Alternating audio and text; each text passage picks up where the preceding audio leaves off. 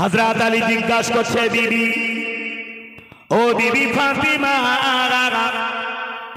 প্রতিদিন ফজরের নামাজ পড়ে নামাজের পাটিতে বসে তাসবিহ পড়া হয়, আল্লাহ পাকের কোরআন তেলাওয়াত করা হয়, মুরাকাবা মুসাহিদা করা হয়। আজ আমি তোমাকে নামাজের পাটিতে ফজরের পরে পেলাম না বিবি, নামাজের পাটি রেখে দিয়ে কেন রান্না ঘরেতে চলে যাও? উনানের পাশে কেন চলে গিয়েছো বিবি বলো না? শরীর তোমায় বড় খারাপ, বড় দুর্বল গিয়েছো, তারপরও রোজা রেখেছো। ও বিবি, এত সাত সকালে এতটা খামির মাখিয়ে রুটি কেন বানানো হয়?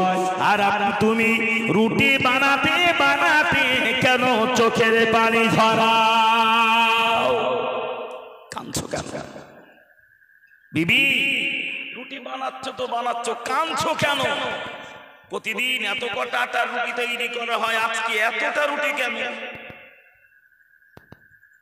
হযরত আলী রাদিয়াল্লাহু আনহু জাইনা ফাতেমাকে জিজ্ঞাসা করেছে, খাতুনে জান্নাত ফাতেমা হযরত আলীর দিকে চেয়ে বললেন, প্রাণের স্বামী, ও নবী পাকের জামাতা। হযরত আলী চেহারার দিকে তাকায়, দুটি চোখ দিয়ে টপ টপ টপ টপ করে পানি গড়িয়ে যায়।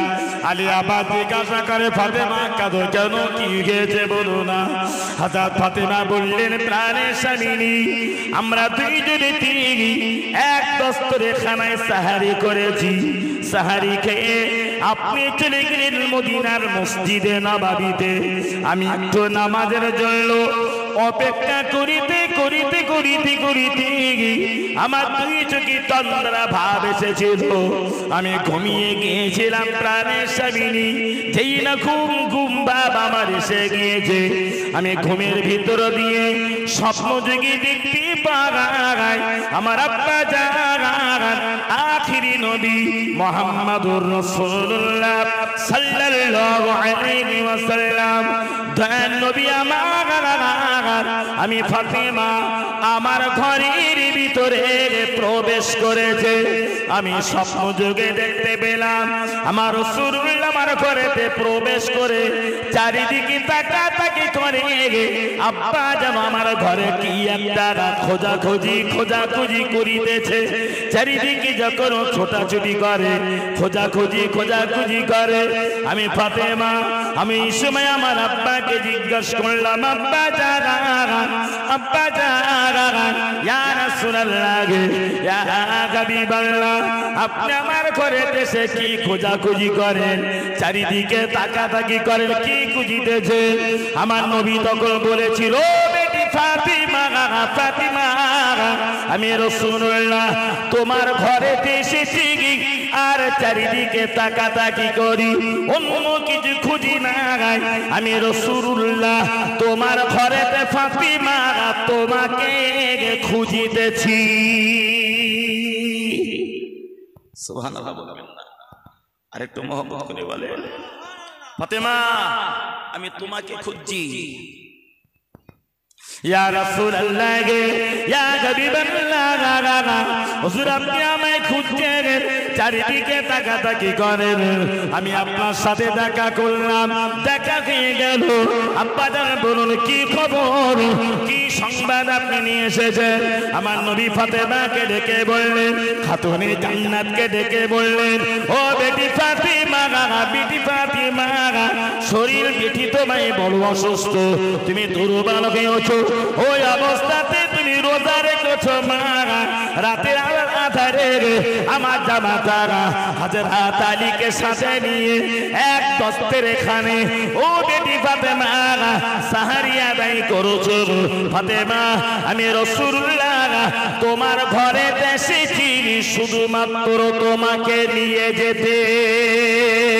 জোরে বলো, ও বেটি ফাতেমা, আমি নবী তোমাকে নিয়ে যেতে এসেছি।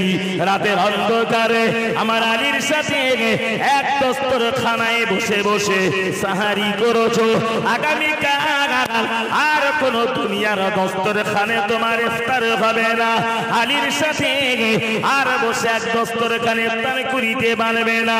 ও বেটি ফাতেমা আগামীকাল তোমার ইফতার হবে আমি রাসূলুল্লাহর দস্তরখানে। জোরে বলুন সুবহানাল্লাহ। আসামি বানাবেন না আল্লাহ দরবারে, যদি আমি ফাতেমা আসামি বানান কিয়ামতের মহাময়দানে আমার রাসূলুল্লাহ আমার আব্বা জান আল্লাহর সম্মুখে বড় লজ্জিত হয়ে যাবে। হুজুর আমি আপনার কাছে ক্ষমা প্রার্থী, ঠিকমতো আপনার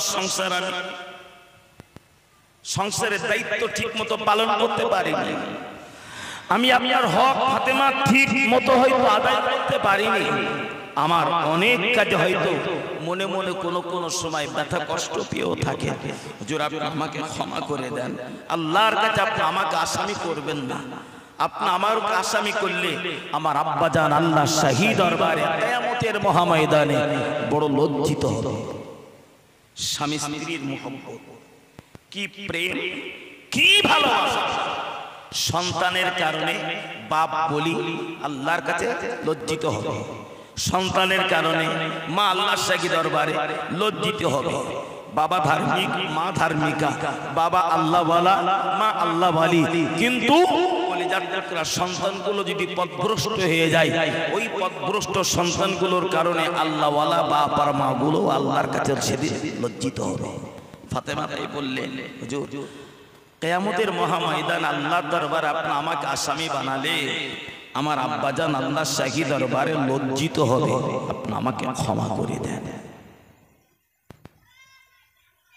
ও প্রাণী স্বামী নবী পাকের জামাতা, আমি ফাতেমা দিদি যখন মারা যাব আমার হাসান মাহারা হয়ে যাবে, এতিম হয়ে যাবে, আমার হোসাইন এতিম হয়ে যাবে, মা গানা হয়ে যাবে। না না না না না, আমার দুই নয়নের পুতলি, আমার নয়নের সোনার মানি, আমার হাসান আর হোসাইনকে আপনার কোলে তুলে দিয়ে গেলাম, দুই বাচ্চাকে আপনার হাতে সুপার্দ করে দিলাম। কোনদিন আমার বাচ্চা দুটোকে জানে কষ্ট দিবেন না, আমার বাচ্চাদের জানে ব্যথা দিবেন না, বাহারা বলে আমার হাসান আমার হোসাইনকে যেন গালি দেবেন না।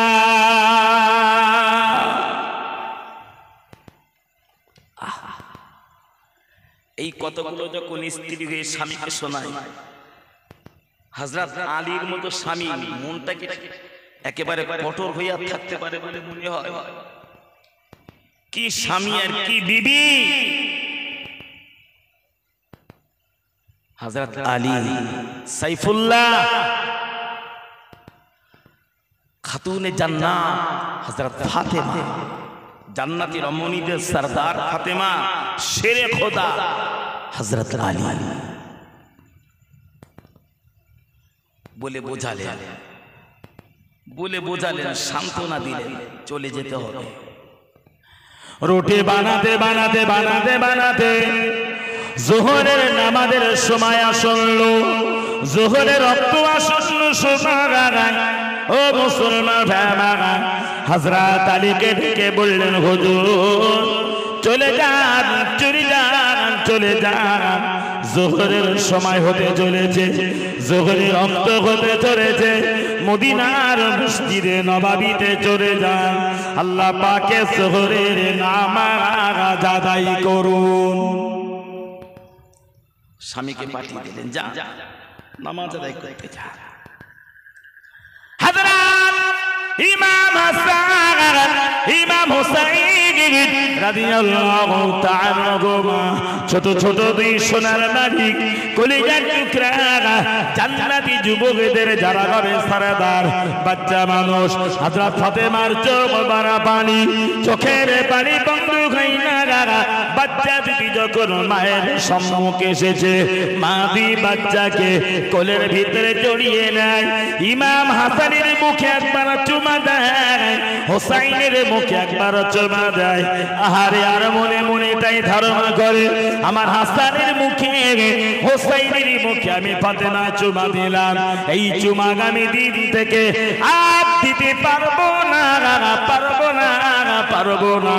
আমার সোনার মানিকের দুই মুখে জীবনের শ্রেষ্ঠ মা আমি ফাতেমা দিয়ে নিলাম। দুই ভাইকে নিয়ে হাম্মাম খানায় চলে যায়, গোসলখানাতে চলে যায়। বড় অসুস্থ হযরত ফাতেমা অসুস্থতার ভিতর দিয়ে চোখের পানি ঝরাতে ঝরাতে ইমাম হাসানকে গোসল বানিয়ে দেয়, ইমাম হুসাইনকে গোসল বানিয়ে দেয়। হযরত হাসান গোসল করলেন হাম্মাম খানায়, হুসাইন বাবা গোসল সেরে নিলেন, সকলের গায়ে আতর গোলাপ পরিয়ে দিলেন, নূতন পোশাক পরিয়ে দিলেন। মা চোখের পানি ঝরাই দুই বেটাকে দুই পাশে বসিয়ে নিয়েছে। বাচ্চাদের সম্মুখে রুটিগুলি সব বাবা হাজির করেছে, রুটিগুলি হাজির করে চোখের পানি ঝরায় আর একটু একটু করে ছিঁড়ে ইমাম হাসানের গালে তুলে দেয়, ইমাম হুসাইনের গালে তুলে দেয়। হযরত ইমাম হাসান ও হুসাইন জিজ্ঞাসা করে, আম্মা জান, আম্মা জান, আমাদের গালে রুটি তুলে দেন। ইতিপূর্বে এইভাবে কাঁদেন না, এত আপনি মনক্ষুণ্ণ কেন? আপনি কাঁদেন কেন? আপনি কাঁদিতে কাঁদিতে কেন খাওয়ান?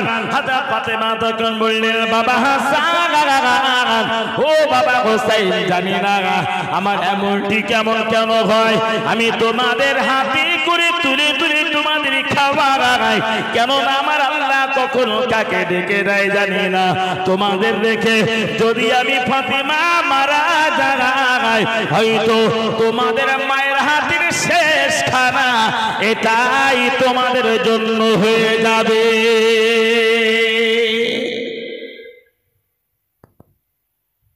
ইঙ্গিত দিলেন, পরিপূর্ণ পরিষ্কার করলেন না। ইঙ্গিত, হাসান, ও বাবা হুসাইন যাও, নানা জানের মাজার মুকদ্দাস জিয়ারত করো, নানা জানের সাথে দেখা করে এসো, সাক্ষাৎ করে এসো, যাও নানাকে সালাম জানিয়ে এসো। হযরত আলীকে পাঠিয়ে দিলেন মসজিদে নববীতে, ইমাম হাসান ও হুসাইনকে পাঠিয়ে দিলেন রাসূলুল্লাহর মাজার মুকদ্দাসে।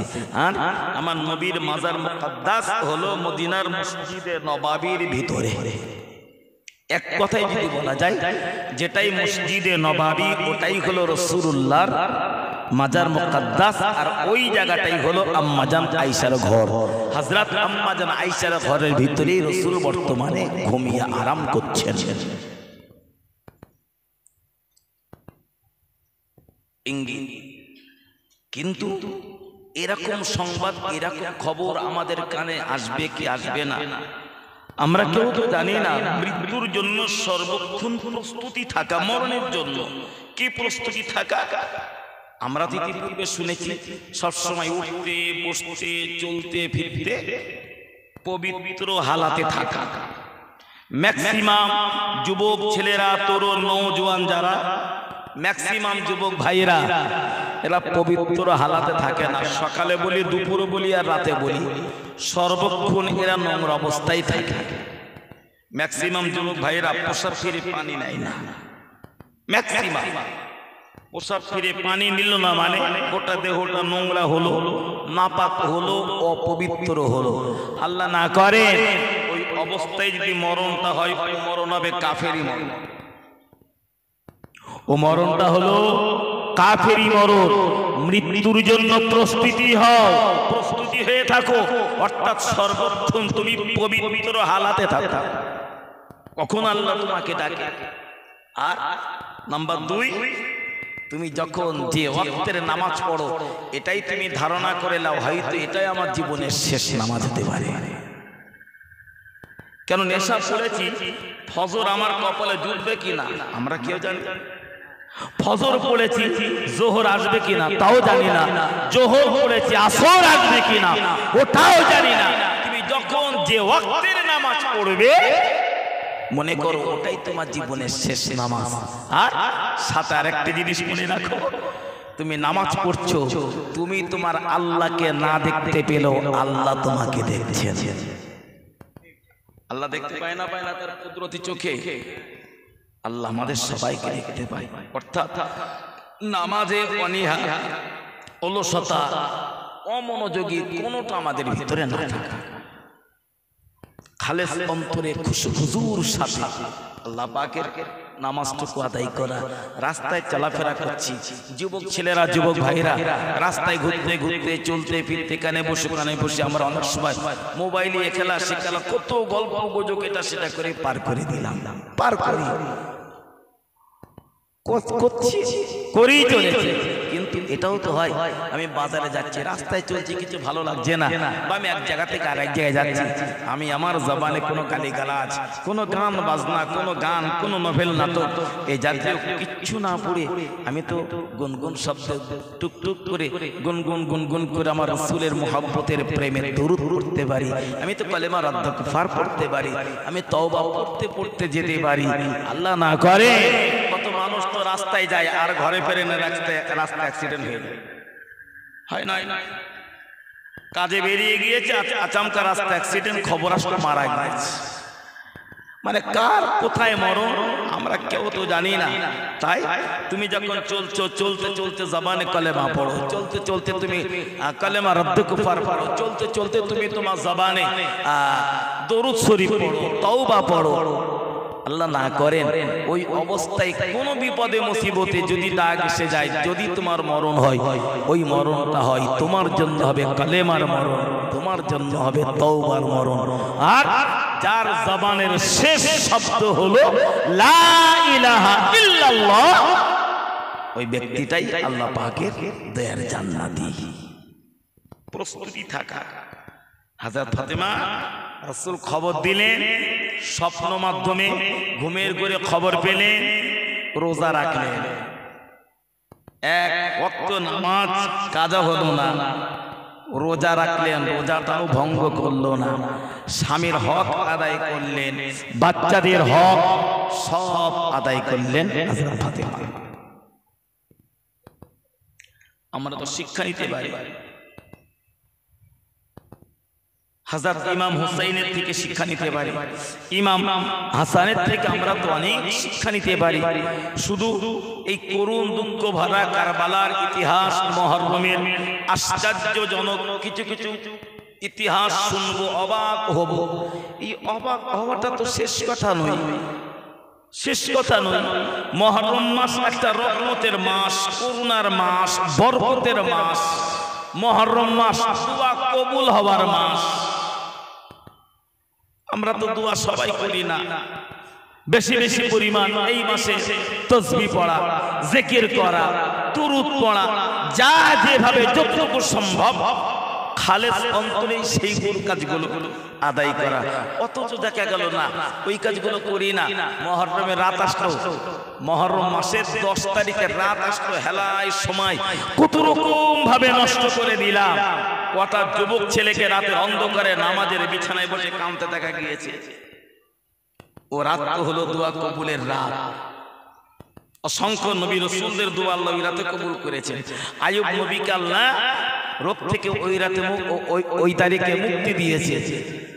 তারপরে ইউনুস নবীকে আল্লাহ বিপদ থেকে হেফাজত করেছে, ইউসুফ নবীকে হেফাজত করেছে, সব কিছু আল্লাহ ওই রাতে করেছে। নবীদের ওই সমস্ত নবীদের উম্মতিদের আল্লাহ যত মর্যাদা দিয়েছে, সবচাইতে বেশি মর্যাদা আল্লাহর দরবারে উম্মতে মুহাম্মাদি যারা। সুবহানাল্লাহ। অর্থাৎ আমরা যদি চাই আল্লাহ আমাদেরকে ফিরিয়ে দেবেন না। আমরা সৌভাগ্যবান আখিরি নবীর উম্মত।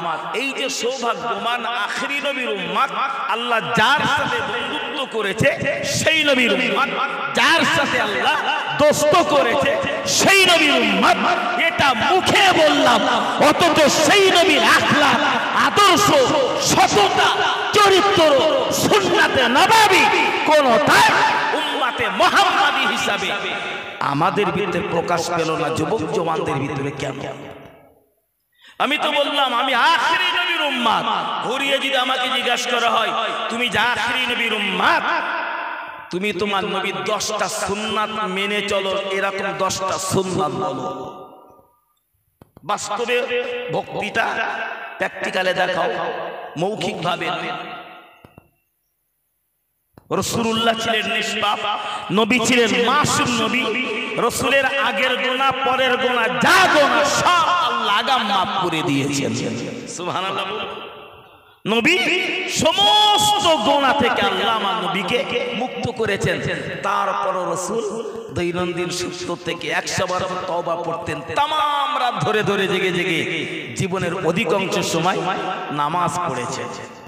না পড়েন? কত নামাজ পড়েছে।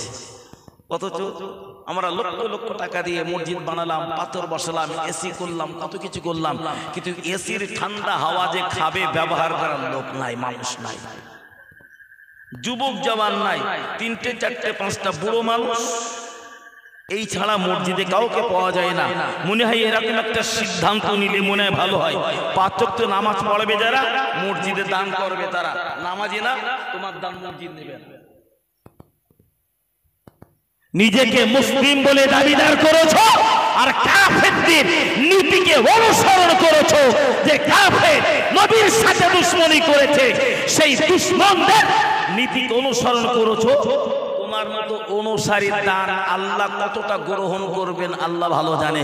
মসজিদ নামাজির জন্য, বেনামাজির জন্য নয়। তুমি যদি দান করতে চাও মসজিদের সাথে সম্পর্ক তৈরি করো আগে। তোমার দান মসজিদ গ্রহণ করবে, তবে সম্পর্ক করতে হবে মসজিদের সাথে। আল্লাহর জান্নাতে যদি আমাকে যেতে হয় সম্পর্ক করতে হবে আল্লাহর সাথে, না করতে হবে না? আল্লাহর সাথে করতে হবে, আল্লাহর রাসূলের সাথে। কি সম্পর্ক? আল্লাহ আমাকে নামাজের কথা বলেছে, রোজার কথা বলেছে, সমর্থন থাকলে হজের কথা বলেছে, যাকাতের কথা বলেছে, সততার কথা বলেছে, পবিত্রতার কথা বলেছে, আখলাকের কথা বলেছে, পিতামাতার হক আদায় করার দায়িত্বের কথা বলেছে। এক কথায় আল্লাহর জান্নাত যদি আমাকে পেতে হয়, তাহলে সেই রবের জান্নাতে যেতে গেলে রবের বিধান মানাটাও আমার জন্য বাধ্যতামূলক। কোন বিধান আমার ভিতরে নাই। হুজুররা কেউ তো জান্নাতের ঠিকাদার নয় যে হুজুর দোয়া করে দিলেই জান্নাত। কোন হুজুর তো জান্নাতের ঠিকাদার নয়। আমি তো বহু জায়গায় বলি জান্নাত আর জাহান্নাম সব আমার নিজের উপরে নির্ভর। নিজে যদি ভালো হয়ে কবরে যেতে পারি, নিজে যদি আল্লাহ প্রেমিক বানিয়ে যদি আমি আল্লাহর ডাকে সাড়া দিতে পারি, তাহলে কি হবে? কোন ভালো মানুষ যদি আমার জন্য দোয়া চায়, ওই ভালো মানুষটার দোয়া আমার জন্য কামিয়াবি হবে। এই তো ব্যাপার, এই তো ব্যাপার। রাসূলের সাহাবীরা যখন রাসূলের দরবারে থাকতেন, কোশ্চিনকালে নবীর কোন সাহাবী এত জোরে কথা বলতেন না যে কণ্ঠের আওয়াজ রাসূলুল্লাহর গলার কণ্ঠের ঊর্ধ্বে চলে যায়। আদব, কি আদব ছিল যে নবী এত জোরে কথা বলতেন, আমার কণ্ঠের আওয়াজ, আমার কথা তার চাইতে আরো একটু ছোট আওয়াজ হবে। আমরা তার পরিপূর্ণ ব্যতিক্রম। ফায়দাটা কি হলো? হযরত ফাতেমা রাদিয়াল্লাহু তাআলা আনহা খাতুনে জান্নাত বাচ্চাগুলোকে বাবা গোসল বানিয়ে দিলেন, গায়েতে পোশাক পরিয়ে দিয়েছে, আর বাচ্চাগুলোকে ডেকে বললেন, বাবারা ও সোনার মানিকেরা, যাও যাও, চলে যাও, চলে যাও, নানা জানের দরবারে চলে যাও। তোমার নানা জানের সাথে তোমার নানা জানের দরবারে চলে যাও, নানাকে সালাম জানাও, নানার সাথে সাক্ষাৎ করে এসো। এইভাবে দুটো বাচ্চাকে বুঝিয়ে হযরত ফাতেমা সোনার বাচ্চাগুলিকে নানার দরবারে পাঠিয়ে দিয়েছে। একদিকে নবীর দরবারে ইমাম হাসান চলে যায়, হোসাইন চলে যায়, অপরদিকে হযরত আলী তিনি মদিনার মসজিদে নববীতে চলে যায়। হযরত ফাতেমা রাসূলের হযরত ফাতেমা পাশের বুবুজানকে ডেকে বললেন, হযরত সালমাকে ডেকে বললেন, সালমা ও মা, এই রুটিগুলো রেখে দেন, এই রুটিগুলো রেখে দেন। আমার সোনার মানিক, সোনার বাচ্চা হাসান হোসাইন যখন আব্বা জানের দরবার থেকে ফিরবে, যদি আমায় উঠতে দেরি হয়, আমার বাচ্চাগুলিকে রুটিগুলো খেতে দেবে।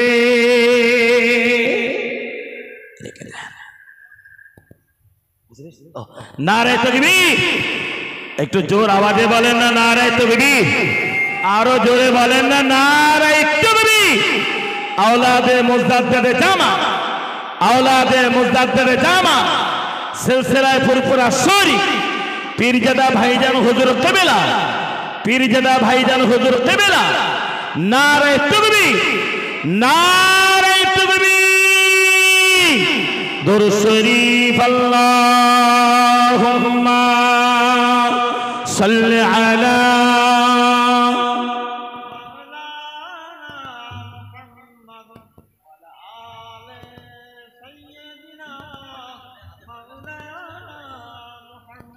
مشرق حب محمد مطلع دیوان مغاغ مطلع خورشید عشق سینه سو جان ما اللهم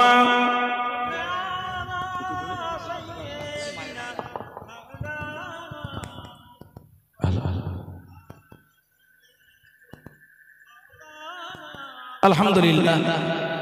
তো অনেক কথা বলেছি সন্ধ্যা থেকে, বা এই ইসলামের সব মহরম উপলক্ষে 2 দিন ব্যাপী গতকাল হয়েছে, আজও তো মাহফিলের শুরু থেকে চলছে আলহামদুলিল্লাহ। ফুরফুরা দরবার শরীফ থেকে ভাইজান হুজুর এসেছেন, এখনই স্টেজ আসবেন, এখনই স্টেজ আসবেন। অনেক গুরুত্বপূর্ণ তত্ত্ব সম্বলিত অনেক মূল্যবান আলোচনা আমাদের কাছে রাখবে যদি আল্লাহ রহম করে। আমি আবার একবার ঘোষণা দিচ্ছি যে সমস্ত যুবক জওয়ান ছেলেরা ভাইরা আপনারা রাস্তাঘাটে আছেন, দূর দূরান্তে আছেন, আল্লাহর রাস্তে মাহফিলে চলে আসেন। সমস্ত বাবাজিদেরকে উদ্দেশ্য করে বলছি, যারা বাড়িতে আছেন, একেবারে যারা অসুস্থ নয়, মাঝুর নয়, তাদেরকে মাহফিলে আসার জন্য আহ্বান করছি। আল্লাহর রাস্তে সকলে পবিত্র পাক মাহফিল ইসালে সব এই মজলিসে সবাই চলে আসুন। আর একবার দুরূদ শরীফ, আল্লাহুম্মা সাল্লি আলা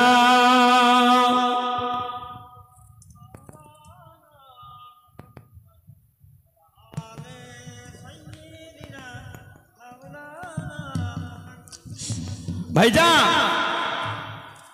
তো আলোচনা আর নয়, কুনতুম খায়রা উম্মাতিন উখরিজাত লিন-নাস, মানুষ হলো পৃথিবীতে সবচাইতে ভালো উত্তম জাতি। আল্লাহ আমাদেরকে শ্রেষ্ঠত্ব দিয়েছে, আল্লাহ আমাদের ভালো বলেছেন, আমাদের প্রাধান্য দিয়েছে। আমার আচার আচরণ, আমার আখলাক, আমার ব্যবহার, আমার আদর্শ, আমার সততা অবশ্যই ভালো করা, এটা আমার নৈতিক দায়িত্ব, আমার দায়িত্ব এটা। পৃথিবীতে অনেক বুজুর্গ ব্যক্তি এসেছেন, অনেক আল্লাহওয়ালা দীর্ঘদিন সাধনা করে করে করে করে বছরের পরে বছর গোপনে গোপনে আমল ইবাদত করে করে আল্লাহর সান্নিধ্য হাসিল করেছেন। এমনও ইতিহাস দেখা গিয়েছে যখন তার আমল ও ইবাদত প্রকাশ ঘটেছে, আল্লাহর কাছে দোয়া চেয়েছেন, আল্লাহ সম্পর্ক করতে চেয়েছিলাম তোমার সাথে গোপনে গোপনে, আল্লাহ সমাজ জেনে গিয়েছে, আল্লাহ সমাজ জেনে গিয়েছে, আমার ভিতরে অহংকার তৈরি হতে পারে, হিংসা তৈরি হতে পারে, তুমি আমাকে ডেকে নাও, এই পৃথিবীতে আর বেঁচে থাকতে চাই না, আল্লাহ আমি তোমার দিদার পেতে চাই, তোমার দিদার পেতে চাই। আসলে আদর্শবান ব্যক্তি যদি আমি আপনি হতে পারি, মাল্লাম ইয়ারহাম সগীরানা ওয়া লাম ইউআখির কাবীরানা ফালাইসা মিন্না, এটাই তো রাসূলুল্লাহর আদর্শ। প্রিয় নবী বলেছে, ছোট হয়ে যারা বড়দেরকে সম্মান না দেয়, যে তোমার বয়সের একদিনের বড় তাকে সম্মান দেওয়া। প্রিয় রাসূল বলেছেন, বড় হয়ে যারা ছোটদেরকে স্নেহ না করে, মহব্বত না করে, না ভালোবাসে, তারা যেন আমার উম্মত বলে দাবি না করে। হযরত আলী রাতের আধারে বলছে, ফাতেমা, ফাতেমা, আগামী কাল তোমাকে রোজা রাখতে হবে না, তুমি অসুস্থ, তুমি মাঝুর, রোগাক্রান্ত, তুমি রোজা আগামীকাল করো না বিবি। না জানি রোগ যদি আরেকটু বেড়ে যায়, সুবিধা অসুবিধা, নফল রোজা। হযরত ফাতেমা বললেন, হুজুর, আল্লাহ যদি আমার মউত রাখে, রোজা রাখলেও মরবো, রোজা না রাখলেও মরবো। আল্লাহ যদি আমার তাকদীরে হায়াত রেখে দেয়, রোজায় থাকলেও হায়াত পাবো, না থাকলেও পাবো, ঠিক কি না? অর্থাৎ আমি রোজা করব, রোজা করার সিদ্ধান্ত। তাহাজ্জুদের পরে সেহেরি রক্ত এসে গেল। হযরত আলী আর ফাতেমা একই দস্তরখানে বসে সেহেরি করলেন। সেহেরি করলেন, খানা পিনা খাওয়া দাওয়া কমপ্লিট হলো। কমপ্লিট হয়ে যাওয়ার পরে মদিনার মসজিদে নববীতে ফজরের নামাজ আদায় করার জন্য হযরত আলী কাররামাল্লাহু ওয়াজহু রাদিয়াল্লাহু তাআলা আনহু হুজুর মসজিদে নববীতে চলে গেলেন। বাড়িতে নামাজ পড়বেন হযরত ফাতেমা। হযরত আলী যখন মদিনার মসজিদে নববীতে চলে গেলেন, হযরত ফাতেমা একটু অপেক্ষা করলেন ফজরের রক্ত আসার জন্য। ঠিক অপেক্ষা করতে করতে তন্দ্রা ভাব, ঘুম ঘুম ঘুম ঘুম ভাব এসেছে। ঘুমের ভিতরে কি যেন একটা স্বপ্ন দেখলেন। ওই তন্দ্রার ভিতরে স্বপ্ন দেখতে দেখতে ঘুম ভেঙে গেল। সময় থাকতে আবার ঘুম ভেঙে গিয়েছে ফজরের নামাজ পড়ে। প্রতিদিন হযরত ফাতেমা নামাজের পাটিতে বসে মুরাকাবা করেন, মুশাহিদা করেন, জিকির করেন, তাসবিহ পড়েন, তাহলিল করেন। ওই দিনেতে তাসবিহ, তাহলিল, মুরাকাবা, মুশাহিদা কিছুই করলেন না।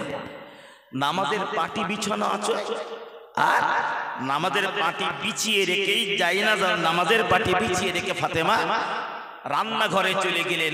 উনানের কাছে গিয়ে আটার খামির মাখিয়ে রুটি তৈরি করছেন। আর রুটি করছেন আর দুটো চোখ দিয়ে টপ টপ টপ টপ করে পানি পড়ছে। হযরত ফাতেমা কাঁদছেন আর রুটি বানাচ্ছেন। কেউ খবর রাখে না। হযরত আলী রাদিয়াল্লাহু আনহু ফজরের নামাজ পড়েন মসজিদে নববীতে, আর এসে আগে ফাতেমার সাথে দেখা করেন ঘরে এসে। ফজরের নামাজ পড়ে এসে সোজা ঘরে ঢুকলেন নামাজের জায়গাতে। হযরত আলী রাদিয়াল্লাহু আনহু নামাজের জায়গাতে এসে দেখেন নামাজের বিছানা, নামাজের পাটি বিছানা আছে, ফাতেমা নাই। ঘরেতে ডাকছেন, ফাতেমা, ফাতেমা, ও বিবি ফাতেমা। খুঁজছেন ঘরের ভিতরে, কোথাও পাচ্ছেন না। গেল কোথায় আমার ফাতেমা? সকালে কোথাও যায় না তো সকালে। ঘরের ভিতরে যখন না পেয়েছে, হযরত আলী আস্তে আস্তে আস্তে আস্তে রান্নাঘরে গেলেন। যে দেখছেন আমার ফাতেমা, আমার বিবি অন্য দিনের তুলনায় আজকের অনেক আটার খামির মাখিয়েছে, অনেক আটার খামির মাখিয়ে বসে বসে রুটি বানাচ্ছে, আর দুটো চোখ দিয়ে টপ টপ করে পানি পড়ছে। হযরত ফাতেমা কাঁদছে। আমি নবীর বেটি, নবীর মেয়ে ফাতেমা, যেদিন আপনার বাড়িতে, আপনার ঘরেতে স্ত্রী রূপে আমি ফাতেমা এসেছি, আমি যেদিন আপনাকে স্বামী রূপে গ্রহণ করেছি, না না না না না, আমি ফাতেমা আপনাকে ঠিক মতো বিবি হয়ে স্বামীর হক আমি ফাতেমা আদায় করিতে পারি না। আগামীকাল আমার আল্লাহ তোমার জন্য জান্নাতি ইফতার জান্নাতে বরাদ্দ করেছে। ফাতেমা, এই খবরটা আমি তোমাকে দিতে এসেছি। আজকের সেহরি করলো এখানে বসে, আগামীকাল ইফতার করবে আল্লাহর দয়ার জান্নাতে। ইঙ্গিতটা কি? তার মানে কি বোঝায়? ফাতেমা দুনিয়াতে থাকবে না। পৃথিবীতে মুনাফিক আর যারা কাফির রীতিনীতি চরিত্র নিয়ে চলে, ইমানদারের দায়িত্ব হলো সেই মুনাফিক আর কাফেরদের থেকে নিজেদেরকে দূরে সরিয়ে রাখা, হেফাজতে রাখা। পূর্বেই শুনছিলেন আমার আগে যে পৃথিবীতে যে যার সাথে সম্পর্ক করে তার সাথে তার হাসর। এটাই তো রাসূল বললেন, আল মারউ মা'a মান আহাব্বা। দুনিয়াতে যেমন ব্যক্তির সাথে আমি বন্ধুত্ব করব, যেমন ব্যক্তির সাথে আমি সম্পর্ক করব, কিয়ামতের দিন তার সাথে আমার হাসর হবে। যদি এটাই তো রাসূলুল্লাহর জবানের হাদিস, এটাকে বাস্তব যদি প্র্যাকটিক্যালে রূপ দিতে হয়, তাহলে দেখা যায় একজন ইমানদার আর একজন কাফের, এই দুই ব্যক্তির সাথে পার্থক্য, ইমানদার তার স্রষ্টার দরবারে সেজদায় মাথা নত করে দেয়, কিন্তু কোন কাফের আমার স্রষ্টার দরবারে সেজদায় মাথা নত করে না। তাহলে মাথা নত না করাটা হলো কাফেরদের চরিত্র, মাথা নত না করাটা হলো কাফেরদের নীতি, কাফেরদেরই স্বভাব। এটাই তো বাস্তব। তাহলে পৃথিবীতে যারা আল্লাহর দরবারে সেজদায় মাথা নত করলো না, অন্যের কথা আপন জায়গায় রেখে যদি আমার কথা আমি নিজে ভাবি, আমি ঈমান এনেছি, আমি কলেমা পড়েছি, অথচ কলেমা পড়ে ঈমান আনার পরেও আমার কর্ম আমাকে দিয়ে কাফেরদের নীতিকে বাঁচিয়ে রাখার চেষ্টা করছে। কাফের যেমন স্রষ্টার দরবারে সেজদায় মাথা নত করে না, ঠিক সেই কাফেরদের অনুসরণটা চলছে আমাদের দ্বারা। আল্লাহ হাবিবকে বললে কাফেরদের অনুসরণ করো না, তাদের অনুগামী হইও না। আমি একজন নবী প্রেমিক মানুষ হবার পরেও তাহলে যাদের দ্বারা কাফেরদের রীতি অনুসারী, কাফেরদের রীতি যাদের দ্বারা প্রচলন আছে, বাঁচিয়ে যারা রেখেছে, বিবেককে জিজ্ঞাসা করা হোক, নিজেকে মুসলিম বলে ইমানদার বলে দাবি করার পরও যাদের দ্বারা কাফেরদের নীতি বেঁচে থাকে, সেই ব্যক্তি একজন ঈমানওয়ালার বন্ধু হতে পারে কিনা, এটাই ভাববা। পৃথিবীতে যখন জন্ম নিয়েছে, মৃত্যু একদিন আমার হবে। কাফের মরবে, মুশরিক মরে যাবে, মুনাফিক মরে যাবে, ঈমানদার মরে যাবে, আল্লাহওয়ালা যারা, তাহাজ্জুদ গুজার যারা, নামাজি ধার্মিক যারা, সবাই মরে যাবে। কিন্তু সবার মরণ এক হালাতে হবে না। কেউ মরবে কাঁদতে কাঁদতে, কেউ মরবে হাসতে হাসতে, কেউ মরবে দুনিয়ার চিন্তা ভাবতে ভাবতে, কেউ মরবে তার রবের দিদারের সাক্ষাতের অপেক্ষা করতে করতে, কখন আমার রব আমাকে ডাকবে। সকলের মরণ এক নয়, সকলের মরণ সমান নয়। কত মানুষকে তো শুয়ে থাকা অবস্থায় দেখেছি মারা যাচ্ছে। পৃথিবীর কেউ তো আমরা বলতে পারি না তাম জীবন লোকটা নামাজ পড়েছে, কিন্তু মরণের সময় তার ঈমান ছিল কিনা এই গ্রান্টেডটা আমার ভিতরে নাই, আপনার ভিতরে নাই। এই লোকটার ভিতরে দেখেছি তাম জীবন কাফিরি কার্যকলাপ করেছে, অথচ মুসলিম পরিবারে জন্ম নিয়েছে, কিন্তু মরণের সময় ঈমান নিয়ে মরেছে, ঈমান হারিয়ে মরেছে। এটাও তো আমরা কেউ জানি না, কেউ বলতে পারি না। কেউ জানি আমরা, কেউ জানি না। কিন্তু রাসূল তো এটাই বলেছে, যার জবানের শেষ বাক্য হবে লা ইলাহা ইল্লাল্লাহ, আল্লাহ ছাড়া কোনো মাবুদ নাই, যার জবানের শেষ বাক্য হবে এটাই, এই বাক্যর পরে জবানের দ্বিতীয় কোনো শব্দ আর থাকবে না। প্রিয় নবী বলেছেন ওই মানুষটা বেশক আল্লাহ পাকের দয়ার জান্নাতি। কিন্তু মরণের সময় তার জবানে এই কলেমা উচ্চারণ হলো কি হলো না, আমরা বুঝলাম কিভাবে, বুঝবো কিভাবে, আমার নসিব আছে কিনা। অর্থাৎ অন্যের মন্তব্য না করা, অন্যের পরচর্চা না করা, অন্যের সমালোচনা না করে নিজের মন্তব্য নিজে করা হোক, নিজের পরচর্চা নিজে করা হোক, নিজেকে নিয়ে নিজের চেনা হোক। আমিও মানুষ, সেও মানুষ, সে ভুল করছে, আমি করছি কিনা, সে মুনাফিকি করছে, আমার দ্বারা মুনাফিকি কর্ম হচ্ছে কিনা, সে কাফিরমূলক কার্যকলাপ করছে, আমার দ্বারা কাফিরি রীতিনীতি বেঁচে আছে কিনা। মন্তব্যটা নিজের জন্য হোক, নিজের ভুলগুলো ধরা হোক। আমি আমারটা ধরি, আপনি আপনারটা ধরেন, আমি আপনার, আপনি আমার। সমাজে এইভাবে ভুল ধরাধরি করে অশান্তি আর অরাজকতা সৃষ্টি না করে আপনি আপনারটা ধরে শুধরে নেন, আমি আমারটা ধরে শুধরে নিয়ে যদি আমরা সুন্দর জীবন গঠন করতে পারি, ইন্নামাল মুমিনুনা ইখওয়া, তাহলে একজন মুমিন আর একজন মুমিনের ভাই, আয়না স্বরূপ, দর্পণ স্বরূপ। মুমিনের চরিত্র হলো নিজের ভুলটা বুঝতে পেরে সাথে সাথে শুধরে নেওয়া, শুধরে নেওয়া। কেন আমরা পরচর্চা করব? একদম নই। ওটা থেকে আমরা হেফাজত হই, ওটা থেকে নিজেদেরকে আমরা বাঁচিয়ে নিই, ঈমানকে রক্ষা করার চেষ্টা করি। কেন আমরা করব না? হযরত ইমাম হুসাইনের কথা ইতিপূর্বে শুনছিলেন।